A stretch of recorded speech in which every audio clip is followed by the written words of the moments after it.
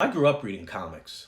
I remember I grew up in New York City and my mother would take me, we'd walk our little terrier and we'd stop by this newsstand. It was a little hole in the wall and I'd pick out some comics and then we'd go to the park and the terrier would run around and try and bite somebody and my mom would read to me. So comics were very much part of my growing up. And then, well, I guess I went to high school and put my comics away. And that's part of the story too, is that comics have always had a degree of shame about them. Comics are low literacy.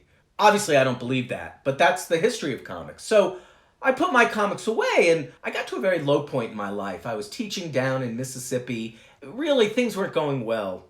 My marriage was in a bad place and I wasn't doing that well in my career. And I was walking down the street in New Orleans one day and there was a comic store.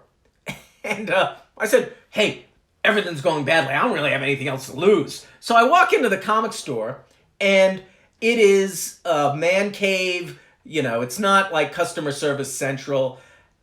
It's exactly what I kind of expected, right? Like, yep, how far we've fallen. So I go in there and I start looking out at what's at sale. And what's amazing was that not only were comics still surging along, and not only had the art become more sophisticated, more illustration and less cartoon, but that all these comics were self-referential. They were deeply self-referential. They were all redoing the history of comics. They couldn't separate the news story from the past. And in that, they were arcing back on that past.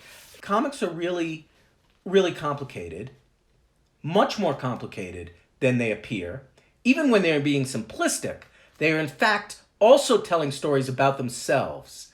And as much as we read those stories about themselves, we also begin to think about stories about ourselves. But it's also about my own sense of return to comics, my own history, my own turn to comics at a bad moment in my life, and my own sense that by reading, in this case reading a Spider-Man story, I found my own way out of it, right? My marriage came back together, my career took off. You know, when I walked into that comic book store, he was continuing a legacy of comics as a boys' club focused around adolescent boys' interests. But that's just untrue.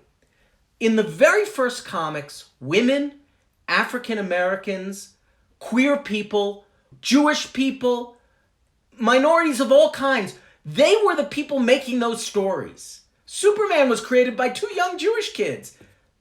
So was Batman. Those stories, they've been whitewashed around square-jawed white people, but they're created by every person, every kind of person under the sun. At every moment that comics change, you discover they're changing because African Americans are drawing them, or because women are editing them or drawing them. So comics are tremendously, profoundly inclusive. The history we tell is often monolithic and homogenized. The real history is not that way at all. If I were to say anything, I would want to say, get thee down to the comic store, first thing, because like myself, you'll find the instruments of self-transformation. But walk past the superhero shelves for one moment and look around. And what you'll discover is that there is a world of the most powerful literature, the most powerful, deep, profound thinking as you can find.